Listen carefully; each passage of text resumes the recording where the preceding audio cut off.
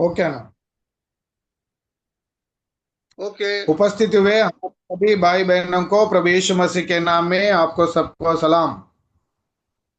ప్రభు యొక్క దయని బట్టి కృపను బట్టి మరొకసారి 1872వ రోజు మనం ఇలా కూడుకోవటానికి ప్రభు చూపించారు.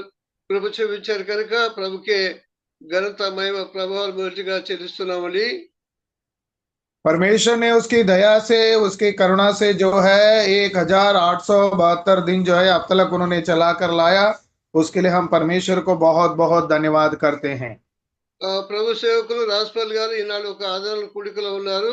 వారి నిమిత్తం కూడా మన ప్రార్థనలో జ్ఞాపకం చేసుకుందామండి. प्रभु का दास राजपाल जी जो है एक शांति की सभा में वो जा रहे हैं, इसके लिए हम उनके लिए भी प्रार्थना करेंगे। కొద్ది మాటలు పంచుకోవాలని వారు కోరగా పరిశుద్ధ గ్రంథముల నుండి యాకోబు రాసిన పత్రిక 4వ అధ్యాయం 8వ వచనాన్ని చదువుకుందామండి. आइए आज के हमारे अध्ययन के लिए है याकूब की पुस्तक में 4वां अध्याय 8वां वचन हम देखेंगे। దేవుని యొద్దకు రండి, అప్పుడు ఆయన మీ యొద్దకు వచ్చును. పాపులారా మీ చేతులు శుభ్రం చేసుకొనుడి, విమనస్కులారా మీ హృదయములను పరిశుద్ధపరచుకొనుడి.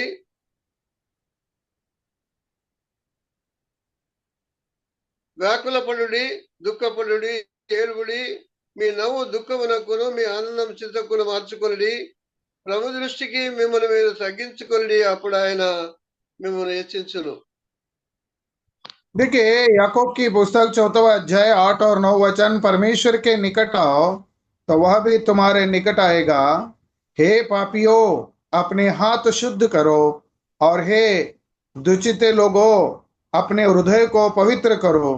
दुखी हो और शोक करो और रो। तुम्हारी हंसी शोक में और तुम्हारा आनंद उदासी में बदल जाए। प्रभु के सामने दिन बने रहो, वह तुम्हारे शिरोमणि बनेगा। చిన్న ప్రార్థన చేద్దామండి. आइए हम छोटे से प्रार्थना करेंगे। పరిశుద్ధమైన తండ్రి, మీ ఘనమైన పరిశుద్ధ నామమునకు వందనాలు, స్తోత్రాలు ప్రభువా. हमारे पवित्र परमेश्वर, आपकी पवित्र नाम के लिए हम तेरी बहुत धन्यवाद करते हैं प्रभु। మీ దయను బట్టి, మీ కృపను బట్టి మరొకసారి ఇలాగూ మేమందరం కలిసి మీ వాక్య సందేశం వినటానికి మీరు కృషించారు. స్తోత్రాలు. प्रभु तेरी दया से, तेरी अनुग्रह से हम इस प्रकार से एकत्रित होकर आपकी वचन सुनने का सौभाग्य हमें आपने प्राप्त किया, उसके लिए हम धन्यवाद करते हैं। 1872 రోజు ఇలా కూడుకుంటున్నామంటే అది దయ, మీ కృప, మీ దాసుని వాడుకున్న విధానం బట్టి స్తోత్రాలు చెల్లిస్తున్నాం. 1872 दिन से प्रभु हम लोग इस प्रकार से हम एकत्रित होके आपकी वचन हम सुनते आ रहे, उसके लिए अभी हम बहुत धन्यवाद करते हैं। చదవబడినటువంటి వాక్య భాగాన్ని దీవించండి. जो वचन प्रभु हम पढ़े हैं उसको आशीषित कीजिए। మా ఆలోచనలు దూరపరచండి. हमारे विचारों को दूर कर, మీ ఆలోచనలు మాకు దయచేయండి. और तेरी जो विचार है हमें देने के लिए विनती करते हैं। ఘనత మహిమ ప్రభావాలు పొందుకుందరని యేసు ప్రభు దివ్యనామమున ప్రార్థిస్తున్నాము తండ్రి. आदर और महिमा आपको देते हुए प्रभु यीशु मसीह के नाम में प्रार्थना करते हैं, सुन के कबूल कर पिता। आमीन। ఆమేన్. आमीन। ప్రభువు ద్వారా ఇక్కడ మనం చూసినప్పుడు దేవుని ఎద్దుకు రండి అని చెప్పబడిన మాట. దేవుని ఎద్దుకు రండి. देखिए यहाँ पर लिखी हुई बात को अगर 4वां अध्याय 8वें वचन में हम देखते हैं तो परमेश्वर के निकट आओ करके कहते हैं। సో మానవుడు తన సొంత మార్గంలో దేవునికి దూరంగా అయిపోతుంటే దేవుడు పిలుస్తా ఉన్నాడు, దేవునికి ఎద్దుకు రండి. देखिए मनुष्य जो है अपने मन के हिसाब से परमेश्वर से जब दूर हुआ तो परमेश्वर यह कहता है कि परमेश्वर के निकट आओ करके कहते हैं। దేవుడు అంటే ఆయన సృష్టికర్త, ది క్రియేటర్. परमेश्वर बोले तो यही वो जो है वो सृष्टि का कर्ता है करके हम देखते हैं। అయితే మనకు తెలుసు ఆదికాండం 1వ అధ్యాయంలో దేవుడు ఆది యందు భూమి ఆకాశం సృష్టించాడని. देखिए हम सब जानते हैं कि पवित्र बाइबल में उत्पत्ति की पुस्तक 1वां अध्याय में सारी सृष्टि जो है परमेश्वर ने ही सृजन किया है करके। ఆ దేవుడు ఎవరు అంటే త్రిత్వమైన దేవుడని 1వ అధ్యాయం 26వ వచనంలో చూస్తున్నాం. और वो जो त्रित्व का परमेश्वर है करके पहला अध्याय 26 वचन में हम लोग देखते हैं। తండ్రి కుమార పరిశుద్ధాత్మ త్రియేక దేవుడు ఆయన మన దేవుడు.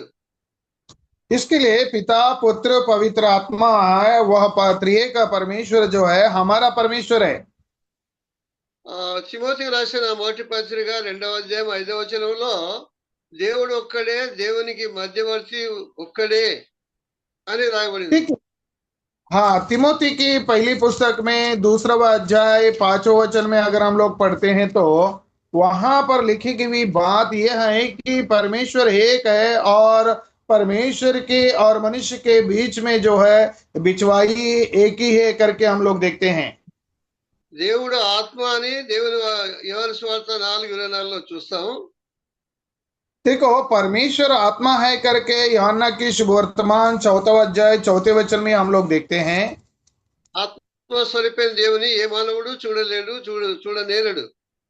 इसके लिए आत्मा से स्वरूप का परमेश्वर को कोई देख नहीं सकता, आज तक कोई देखा नहीं है। మోషేకు నిర్గమకాండ 3వ అధ్యాయంలో బర్నింగ్ బుష్, ఆ మండుచున్న పొదల నుండి దేవుడు తన స్వరమిచ్చి మాట్లాడి ఇచ్చున్నాడు. देखिए, वो हम देखते हैं तो मूसा के द्वारा जब हम देखते हैं तो निर्गमन की पुस्तक में 3 अध्याय में वो जलता हुआ झाड़ की पौधे में से परमेश्वर जो है बात करता हुआ देखते हैं। ఒకసారి మోషే అన్నాడు, ప్రభా నేను నిన్ను చూడాలన్నాడు. దేవునితో సాహసం కలిగి ఉన్నాడు, దేవుని మాటలు వింటా ఉన్నాడు, కానీ ఆయన ముఖమును చూడలేనటువంటి స్థితి అక్కడ మోషేకు ఉన్నట్లుగా చూస్తున్నాం. देखिए, मूसा ने कहा कि परमेश्वर से, परमेश्वर मैं तुझे देखना चाहता हूं करके उन्होंने एक दफे परमेश्वर से विनती किया, परंतु मेरे मुंह को तो देख नहीं सकता है करके वहां पर परमेश्वर ने बताया और उसी प्रकार हुआ। ఆ ప్రకారంగా దేవుడు అన్నాడు, మోషే నన్ను చూచి ఏ మా నరుడు బ్రతకనేరుడు అన్నారు. इसके लिए मूसा से परमेश्वर ने कहा, मुझे देख कर कोई मनुष्य जो है नर जाति जिंदा नहीं रहा करके उन्होंने कहा। దేవుడు ప్రేమ స్వరూపి, हाँ, परमेश्वर प्रेम का स्वरूप है। అందుకనే శరీరధారిగా వచ్చినటువంటి యేసుక్రీస్తు ప్రభువే తండ్రి అయిన దేవుని బయలుపరిచి ఇచ్చినాడు. इसके लिए शारीरिक रूप से जो प्रभु यीशु मसीह संसार में आया, पिता को उन्होंने जो है प्रकट किया है। కాబట్టి ఒకే దేవుడు సృష్టికర్త, ఆయన పిలుస్తున్నాడు, రమ్మని పిలుస్తా ఉన్నాడు. इसके लिए एक ही परमेश्वर है, वो सृष्टिकर्ता है और वह परमेश्वर जो है हमें बुलाते हुए हम लोग देखते हैं। కాబట్టి కొరింథీ రాసిన మొదటి పత్రిక 8వ అధ్యాయంలో మరి దేవుళ్ళు, దేవతలు, ప్రభువులు అన్నవారు అనేక ఉన్నా కానీ మనకు దేవుడు ఒక్కడే ఉన్నాడని అక్కడ అపోస్తలుడైన పౌలు రాసి ఇచ్చినాడు. देखिए, प्रेरित पौल जो है कोरिन्थी को लिखते हुए हम लोग देखते हैं तो प्रभु कहलाने वाले, परमेश्वर कहलाने वाले अनेक है, परंतु परमेश्वर एक ही है करके वहां पर वर्णन करते हुए बताते हैं। ఇర్మియా 10:10లో మనం యెహోవాయే నిజమైన దేవుడని ఒక మాటను మనం అక్కడ చూస్తాం. और इर्मिया की पुस्तक में 10वां अध्याय 10वें वचन में अगर हम लोग देखते हैं तो यहोवा परमेश्वर ही सच्चा खुदा परमेश्वर है करके हम लोग वहां पर देखते हैं। ఆయన నిజమైన దేవుడు, ఆయన జీవము గల దేవుడు. वही सच्चा परमेश्वर है और वो जीवित परमेश्वर है। అంటే నిజమైన దేవుడు అన్నప్పుడు నిజము కాని దేవుళ్ళు కూడా ఉన్నారు అన్నమాట. देखो, सच्चा परमेश्वर है इसका मतलब यह है कि झूठा परमेश्वर भी है करके हमें समझ में आते हैं। బంగారు ఉన్నది, మెరుస్తా ఉన్నది, అయితే మెరిసే బంగారం కూడా ఉంది. क्योंकि सोना भी है और सोने के तरीके से चमकने वाला भी सोना है, चांदी है। మెరిసేదంతా బంగారం కాదని అందులో సత్యాన్ని మనం గ్రహిస్తా ఉన్నాం. इसके लिए जो चमकने वाली सारी चीजें जो है वो सोना नहीं है करके इससे हमें समझ में आता है। యేసుక్రీస్తు నిజమైన దేవుడని మళ్ళీ యోహాను రాసిన మొదటి పత్రిక 5:20లో చూస్తాం. देखिए, प्रभु यीशु मसीह ही सच्चा खुदा है करके, परमेश्वर है करके यूहन्ना की पहली पत्रिका 5वां अध्याय 20वें वचन में हम लोग देखते हैं। ఆయన నిజమైన దేవుడు, ఆయన నిత్య జీవం గలవాడు. वो सच्चा परमेश्वर है और अनंत काल का परमेश्वर है करके हम लोग देखते हैं। ఆ అందరూ వెళ్ళిపోయే సమయంలో మీరు కూడా వెళ్ళాలని అనుకుంటున్నారా అని పేతురుతో అన్నప్పుడు పేతురుతో ఇలాగన్నాడు. देखिए प्रभु ने कहा कि सब लोग तो चले गए, क्या आप लोग भी क्या जाना चाहते हैं कि क्या करके जब बोला तो पेतरस ने कहा, ప్రభువా ఎవరి యొద్దకు వెళదామో నీవే నిత్య జీవ మాటలు है ना। గలవాడవు. इसके लिए प्रभु पेतरस ने कहा कि तू तो अनंत काल का जीवित परमेश्वर है, हम कहाँ पर जाएंगे, किसके पास जाएंगे करके कहा। ఒకసారి ఆయనను పట్టుకోవటానికి గంటోతులు పంపించారు. వారు ఆయనను పట్టుకోకుండా తిరిగి వచ్చారు. देखिए एक दफे जो है सैनिकों को प्रभु को पकड़वाने के लिए उन्होंने भेजा था, परंतु वो सैनिक लोग जो है फिर से फिर कर आया अभी उनके पास। ఎందుకు తిరిగి ఆయనను పట్టుకొని రాలేదంటే ఆ మనుష్యుడు మాట్లాడినట్లుగా ఏ మనుష్యుడు మాట్లాడలేదని వారు చెప్పారు. देखिए तुम लोग क्यों घूम कर रिटर्न आए हैं, तो उन्होंने उनको उत्तर दिया कि जो बात जो जिन्होंने हमसे बात किया है उस तरीके से आज तक का कोई भी हमसे ऐसा बात नहीं किया करके उन्होंने उत्तर दिया। గలిలే ప్రాంతంలో ఆయన మాట్లాడుతున్నప్పుడు జనులు తమ ఆకలి మనిషి 3 రోజులుగా దేవుని వాక్యాన్ని వింటూ ఉన్నారు. इसके लिए गलीलिया में जब हम देखते हैं तो प्रभु संदेश देने के टाइम पर जो है 3 दिन से वो कह रहे थे, उनकी वचन सुनते रहे परंतु उनको भूख नहीं लगा करके हम लोग देखते हैं। వాళ్ళు వారు వెళ్ళిపోయే సమయంలో ప్రభు అన్నారు వారికి మీరు భోజనం పెట్టండి అంటే శిష్యులు చాలా ఆశ్చర్యపడ్డారు. क्योंकि वो जाने के वक्त आया तो उन्होंने प्रभु ने कहा कि तुम लोग इनको खाना खिलाओ, बोला तो शिष्यों ने बड़े आश्चर्यचकित हुआ। ఎందుకంటే వారు వెళ్తుండగా మార్గంలో మూర్చిపోతారేమో 3 రోజులు వారు ఏమీ కూడా తినలేదని చెప్పాడు ప్రభు. इसके लिए 3 दिन से उन लोग यहाँ पर है और मार्ग में चलते जाएंगे तो वो मूर्छित के गिर जाएंगे चक्कर आके, इसके लिए तुम लोग उनको खाना खिलाओ करके प्रभु ने कहा। మీ దగ్గర ఏముంది అని అడిగినప్పుడు ఇక చిన్నవాని దగ్గర 5 రొట్టెలు 2 చిన్న చేపలు ఉన్నామని అంద్రయ్య చెప్పినప్పుడు जब हम लोग देखते हैं तो आंद्रिया ने तुम लोग के पास क्या है बोलेगा तो एक बालक के पास जो है 5 रोटी 2 मछलियां करके जब उन्होंने कहा, వాటిని నా ఎదుగు తీసుకెళ్ళండి అన్నాడు. और प्रभु ने कहा कि उनको जो है मेरे पास ले आओ। అప్పుడు 50 మందిని పంక్తులుగా తీర్చి కూర్చోబెట్టి ఆయన ప్రార్థించి ఇప్పుడు వడ్డించమన్నాడు. इसके लिए 50 करके पंक्तियों में बिठा कर जो है अभी जो है तुम लोग बांटो करके प्रभु ने कहा। అప్పుడు 5,000 మంది పురుషులు తిన్నారని అక్కడ రాయబడినటువంటి మాటను మనం చూస్తాం. उस वक्त जो है 5,000 लोग पुरुष की जो संख्या थी उन लोग ने खाया है करके वहां पर लिखा गया है। మరి పిల్లలు ఎంతమందో లేకపోతే స్త్రీలు ఎంతమందో లెక్క రాయబడలేదు కానీ 5,000 మంది పురుషులే అని అక్కడ రాయనట్టు పురుషులు తిన్నారనే మాట మనం చూస్తున్నాం.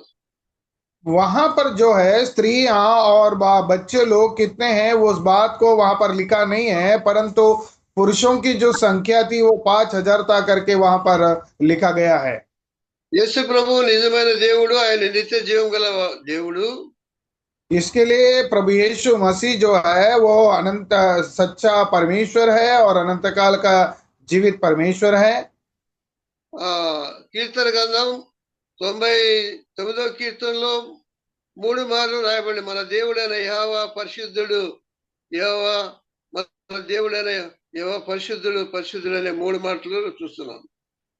देखिए यहाँ पर भजन संहिता 99वें अध्याय में अगर हम लोग देखते हैं तो वो परमेश्वर जो है वो पवित्र है, परमेश्वर जो है यहोवा परमेश्वर जो है पवित्र है, यहोवा परमेश्वर जो है पवित्र है करके 3 बार वहां पर लिखते हुए हम लोग देख सकते हैं।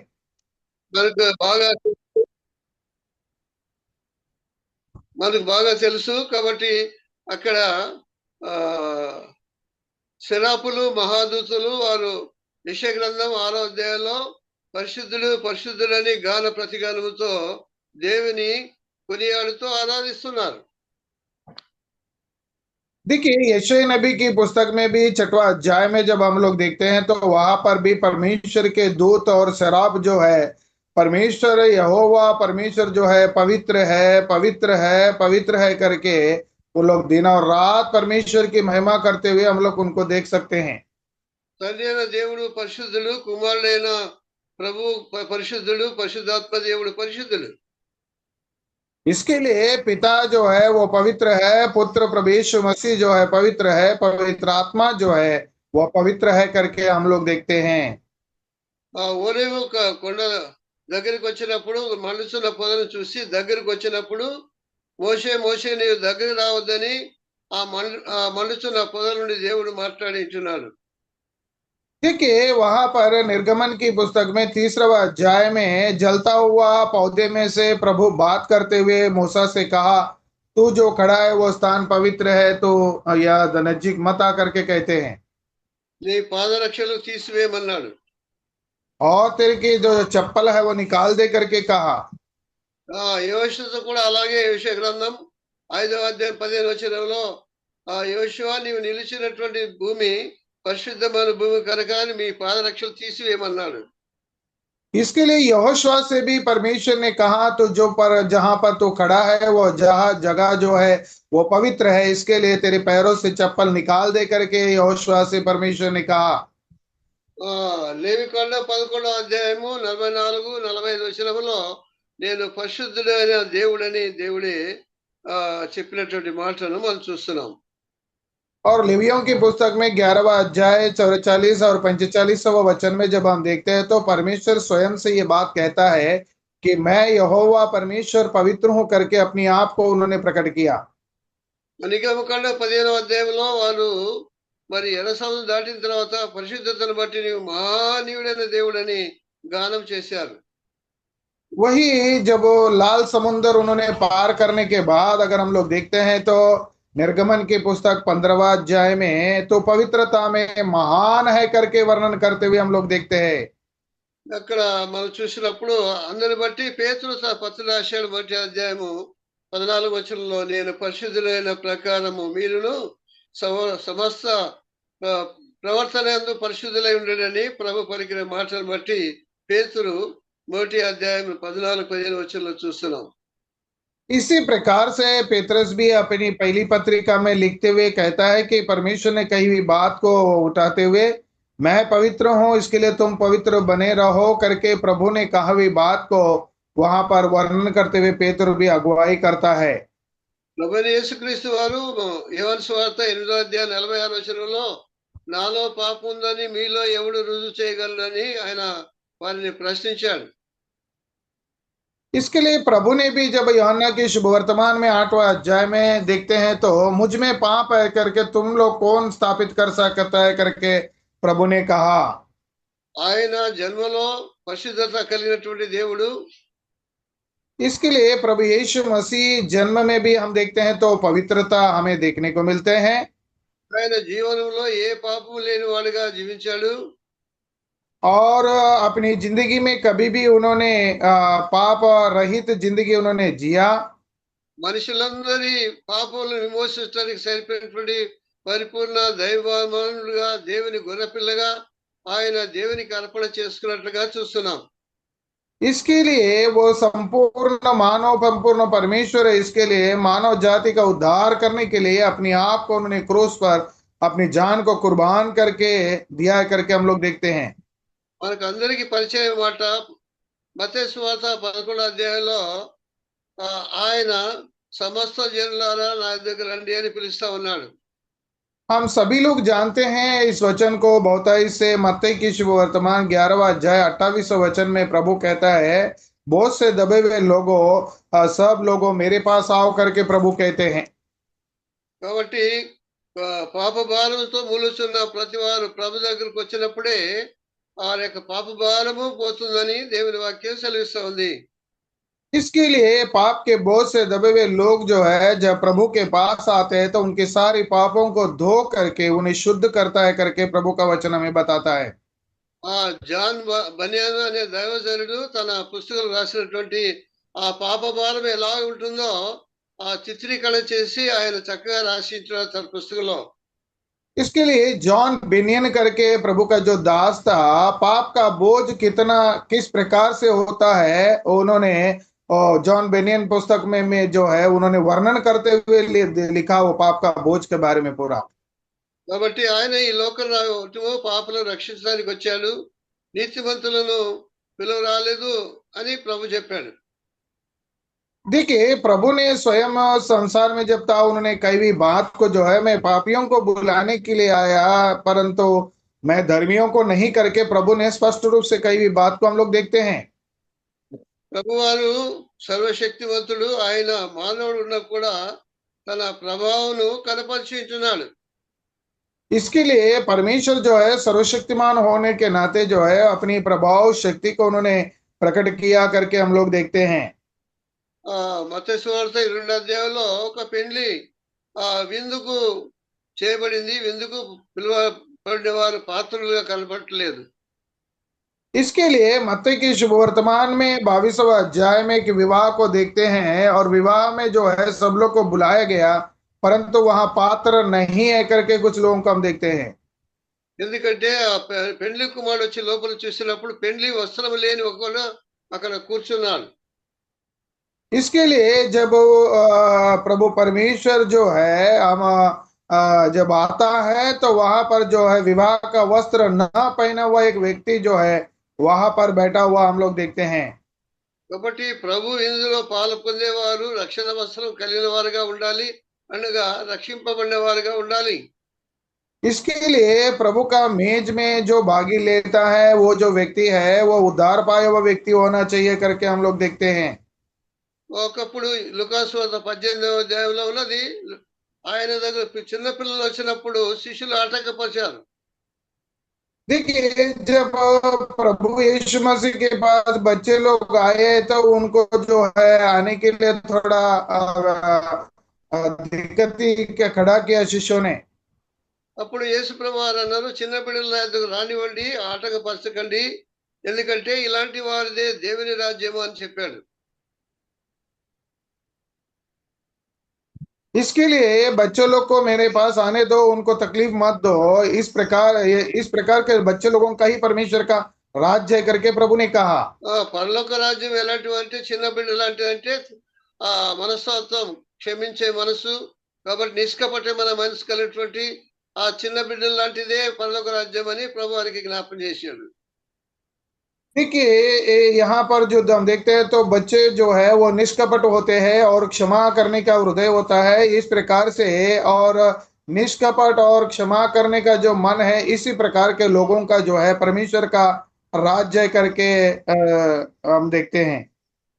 యెషయా గ్రంథం 1వ అధ్యాయం 18వ వచనంలో రండి మన వివాదం తీర్చుకుందాం రండి అని అంటూ, మీ పాపములు ఎర్రమైన కూడా అక్కడ ఎలా ఉందంటే తెల్లగా మారిపోతున్నాయని దేవుని వాక్యం చెలివిస్తా ఉంది. परमेश्वर वहां पर कहता है, पहला अध्याय 18 वचन में जब हम देखते हैं तो वहां पर प्रभु स्वयं को कहता है कि आओ हमारे विवाद को हम तोड़ेंगे और तुम्हारे पाप जो है लाल होने का तो होगा तो भी उसे हमें शुद्ध करेगा करके वहां पर सफेद बनाऊंगा करके हम लोग देखते हैं। యోహాను రాసిన మొదటి పత్రికలో 1వ అధ్యాయం 7-9 వచనాల్లో, కాబట్టి అక్కడ మరి యేసు రక్తము ప్రతి పాపులను కడిగి మనల్ని పవిత్రులుగా చేయని ఒక మాటను మనం అక్కడ చూడగలం. और यहाँ पर जब हम देखते हैं तो प्रभु यीशु मसीह का लहू जो है हमारे हर एक पाप को शुद्ध करके पवित्र करेगा करके हम लोग देखते हैं। యెషయా గ్రంథం 55వ అధ్యాయం 1వ వచనంలో, దప్పికొనిన వారులారా నా దగ్గర రండి ఆయన పిలుస్తా ఉన్నాడు. इसके लिए यशायाह की पुस्तक में 55वां अध्याय पहला वचन में कहता है कि प्यास से भरे हुए लोगों मेरे पास आओ करके प्रभु वहां पर बुलाते हुए हम लोग देखते हैं। కాబట్టి ఒక దప్పిక శరీరానికి దప్పిక ఉన్నది, ఆత్మకు కూడా దప్పిక ఉన్నది. जिस प्रकार से हमारे शरीर को जो प्यासा होता है उसी प्रकार से जो है हमारी आत्मा में भी प्यासा होते हैं। కాబట్టి సమర స్త్రీ ప్రభు యొక్క మాటలు విని, కాబట్టి ఆ నీళ్లు నాకు ఇస్తే ఇంకా ఎన్నటికీ నీ బావి దగ్గర రాకుండా నాకు దయచేయమన్నప్పుడు ఆ పరిశుద్ధాత్మను గురించి ప్రభు ఆ స్త్రీతో మాట్లాడిట్టున్నాడు. जब हम लोग यूहन्ना के वर्तमान में 4वां अध्याय में जब हम देखते हैं तो समरय स्त्री से प्रभु बात करते हुए वहां पर हम देखते हैं कि वो जब वो प्यासी थी तो मैं यहाँ पर नहीं आने के लिए, मुझे प्यास बुझाने के लिए आप उस पानी को मुझे दीजिए करके बोला, तो प्रभु ने उस पवित्र आत्मा के विषय में उसे प्रभु का वचन बताते हुए हम देखते हैं। కీర్తన గ్రంథం 42వ కీర్తన 1-2 వచనాల్లో మనకు బాగా పరిచయం. దుప్పి నీటి వాగుల కొరకు ఆశపడినట్లు దేవా నీ కొరకు నా ఆత్మ తృష్ణ కొనుచుందని రాయబడినటువంటి మాటను మనం చూస్తున్నాం. देखिए, प्रेरितों की पुस्तक में 42वां अध्याय में जब हम देखते हैं तो वहां पर जो है दावीद ये कहता है, देखिए क्या कहते हैं कि जिस प्रकार से जैसा हिरनी नदी के जल के लिए हांफती है, वैसा ही हे परमेश्वर मैं तेरे लिए हांफता हूं करके कहते हैं। ఆ దుప్పి వచ్చేసి నీరు అనుకొని ఎండమావులను చూసి అలాగే పరిగెత్తా ఉంది కానీ అవి నీరు కాదు కానీ ఎండమావులు. देखिए, वो हिरनी जो है धूप को देखते हुए वो जल का सोता है करके वो दौड़ते हुए देखती है, परंतु वो जल का सोता नहीं है करके हम लोग देखते हैं। దేవుడు నా ఎద్దుకు రండని ఇక్కడ పిలుస్తున్న మాటను మనం చదువుకున్నాం. इसके लिए परमेश्वर के निकट आओ करके जो वचन हमने पढ़े हैं, ఏవేలు గ్రంథం 2వ అధ్యాయం 12వ వచనములో ఇప్పుడైనా మీరు ఉపవాసం ఉండి కన్నీరు విడుచు దుఃఖంతో మనపూర్వకంగా నా యొద్దకు తిరిగి రండి అని దేవుడు పిలుస్తున్నాడు.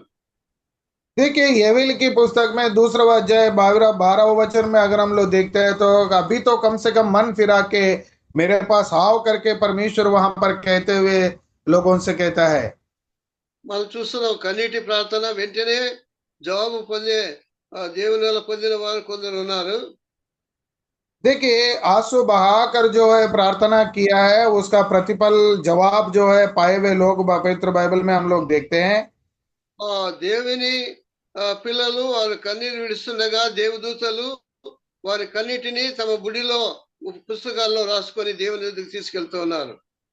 देखिए, जब परमेश्वर के जन जो है जब अपनी आंसू बहाते हुए तो परमेश्वर के दूत लोग जो है उस पानी को जो है कटोरे में लेकर परमेश्वर की उपस्थिति में जाते हुए हम लोग देख सकते हैं।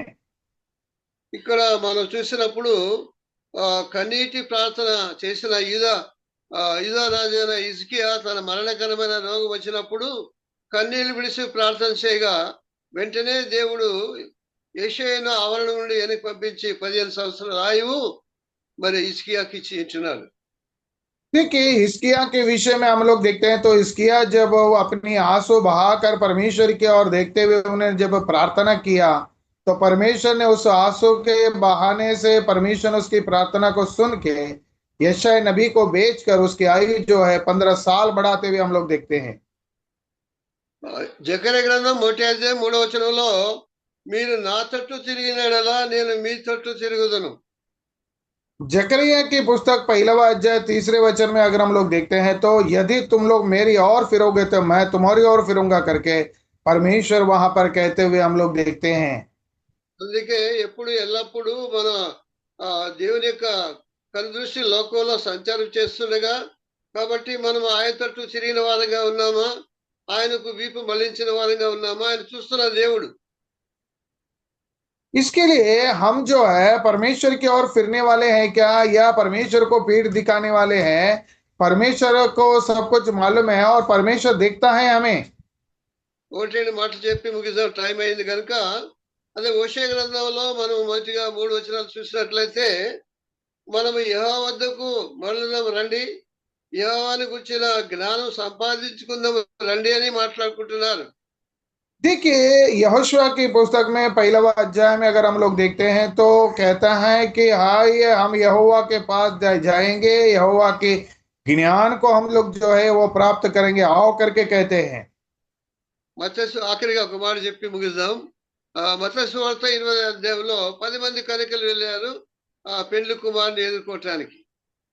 देखिए, मत्ती की शुभ वर्तमान में जो है 25वां अध्याय में 10 कुमारियां जाते हैं कि वर को जो है लेने के लिए, सामना करने के लिए। పెండ్లి కుమారుడు రావటం ఆలస్యమైంది. పెళ్లి हाँ కుమారుడు देखिए, రావటం ఉమ్, है ना, పెళ్లి కుమారుడు రావటం ఆలస్యమైంది, వాళ్ళు కునికి నిద్రించారు. इसके लिए प्रभु यीशु मसीह जो वर है आने का जरा देरी हुआ, तो उन लोग ने सोना चालू हो गया। మధ్యరాత్రి కేక వినపడింది, ఇదిగో పెళ్లి కుమారుడు ఎదుర్కొన్న రండి. और जब देखते हैं तो रात के समय में, बीच रात के समय में देखो वर आया है, आओ उसका सामना करने के लिए हम जाएंगे करके कहते हैं।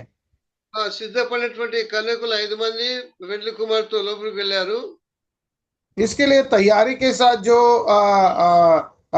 जो थी वर वधु जो थे, उन लोग जो है 5 लोग जो है वर के साथ अंदर चला गया। 5 మంది వారు డ్యూటీలు ఆరిపోతుండగా కొనటానికి వెళ్ళి ఆలస్యంగా వచ్చారు. इसके लिए जब वो 5 देखते हैं तो उन लोग जो है अपने दीपक जो है वो जलता नहीं था, इसके लिए वो लाने के लिए गए। फिर అనేక వాళ్ళు వచ్చిన తర్వాత తలుపు కొడితే, అయ్యా అయ్యా మాకు తలుపు తెరమని వారు వేడుకున్నారు. इसके लिए उन लोग को आने के बाद जो है दरवाजा को उन लोग जो है खटखटा रहा था, दरवाजा खोलो करके जब उन लोगों ने 5 लोग जो है खटखटा रहा था, అప్పుడు ప్రభు అన్నాడు, మీరెవరో నేను ఎరుగను, వెళ్ళిపోండి అన్నాడు. तभी प्रभु ने कहा, मैं नहीं जानता हूं तुम लोग कौन है, चले जाओ करके प्रभु ने कहा। ఇప్పుడు కృపాకాలం కనుక అందరూ రండి అని ఆయన పిలుస్తా ఉన్నాడు. अभी जो है अनुग्रह का काल है, इसके लिए परमेश्वर जो है सभी लोग जो आओ करके वो बुलावा देता है। ప్రభు పిలుపునందుకొని ప్రభుని నమ్మిన వారు ధన్యులుగా చేయబడుతున్నారు, రక్షింపబడతా ఉన్నారు. इसके लिए प्रभु के पास जो आके प्रभु में विश्वास किया है वो धन्य हो रहा है और उद्धार पा रहे हैं। ఇంకా నమ్మని వారు నాశనక మార్గంలో ఉన్నారు. ఆయన దేవుడు దీర్ఘశాంతం కలిగినటువంటి దేవుడు. इसके लिए कई लोग जो है और उद्धार पाने के तकार में है। परमेश्वर जो है दीर्घ काल करने वाला परमेश्वर और दया करने वाला परमेश्वर है। ఆయన పేతురు రాసిన మొదటి పత్రిక 3:9లో, కాబట్టి ఆయన దీర్ఘశాంతం కలిగిన వాడు వస్తానన్నాడు, కానీ ఆయన రాకడ ఆలస్యం ఏంటంటే అంతటా అందరూ మారు మనసు పొందాలని ఆయన ఇంకా దీర్ఘశాంతం కలిగి చూస్తా ఉన్నాడు. इसके लिए पेतरस की पुस्तक 3 अध्याय 9 वचन में जब हम लोग देखते हैं तो परमेश्वर जो है वह सब लोग उद्धार पाने के लिए वो चाहता है। इसके लिए सभी लोग उद्धार पाए, इसके लिए वो दया और अपनी क्या समय को बढ़ाते हुए हम लोग देखते हैं। ఇంతవరకు యేసు ప్రభుని నమ్మని వారు ఉంటే నమ్మండి, అయితే రక్షణ పొందండి, దేవుని ప్రజలుగా మరి పరలోక రాజ్యానికి హక్కుదారులుగా చేయబడాలని కోరుకుంటూ నేను ముగిస్తున్నాను. इसके लिए जो उन्होंने उद्धार नहीं पाया तो प्रभु का वचन को और प्रभु यीशु मसीह में विश्वास करके उद्धार पाइए, और उद्धार पाके प्रभु का जन बनने के लिए मैं विनंती करते हुए यह समाप्त करता हूं। దేవుని మాటలు ప్రభు దీవించును గాక. శేఖర్ जी कंक्लूड करेंगे। अभी परमेश्वर जो है इन वचन को आशीषित करे और शेखर जी जो है इनको कंक्लूजन करके समाप्त करेंगे ना। आखिरी प्रार्थना प्रभु प्रार्थना कर क्लोज करेंगे ना, प्रार्थना करके क्लोज करेंगे। कैसे परलोक राज्य किसके उपमानते, किस किसको बुलाया था, कैसे क्या बोलते हैं, मारू मनसु तेरा रावाలని కూడా పిలుస్తున్నారు। అలాంటి परलोक राज्य के प्रवेश करने के लिए हम मनस मारू के दोबारा क्या बोलते देव राज्य प्रवेश करना समर्पण करते हैं। ऐसा आज हमसे बातचीत किए, उसको धन्यवाद करते। ప్రభుదాసన ప్రార్థన कर क्लोज करें। ప్రార్థన చేసుకుందాం। మమ్మల్ని మిక్కిలి ప్రేమించి ఆశీర్వదించిన మా పరలోకపు తండ్రి, నీ పరిశుద్ధ నామానికి స్తోత్రాలు ప్రభువా। మరి ఈ ఉదయకాలము, ఈ బేస్తవారం గురువారము తండ్రి, మరి హిందీ మీటింగ్ లో ప్రభువా మేమందరం చేరి రావటకు నీ యొక్క సహాయం దయచేసినావు, నీకు స్తోత్రాలు ప్రభువా। నీ కుమారుడు మా ప్రభువైన క్రీస్తు యేసు సహవాసానికి పిలిచిన దేవుడు ప్రభువా నువ్వు, కాబట్టి నిన్ను కొనియాడుచున్నాం। అవునైనా ఈ ఉదయకాలం తండ్రి విజయ్ కుమార్ ద్వారా అంకల్ ద్వారా తండ్రి అనేక విషయాలు మాకు తెలియజేసినావు। అవును ప్రభువా, నువ్వే ఉన్నవాడు అనువాడు వాడివి, నీవే స్వామి ఆదుల నుంచే ఉన్నావు దేవుడు అని ప్రభువా। నిన్ను చూసినావా, నిన్ను తండ్రి ఏం నరుడు కూడా చూసి బ్రతకలేడని కూడా చెప్పిన వాడివి। అంత తండ్రి మహిమ, అంత ప్రభావం కలిగిన తండ్రివి నీవు, కాబట్టి ఇది స్వామి అలాంటి వాడు అయినా కూడా మరి ప్రభావం మాత్రం కాదు,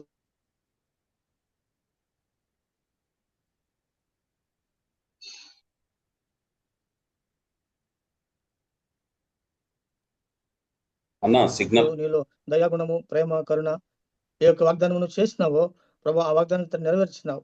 అవును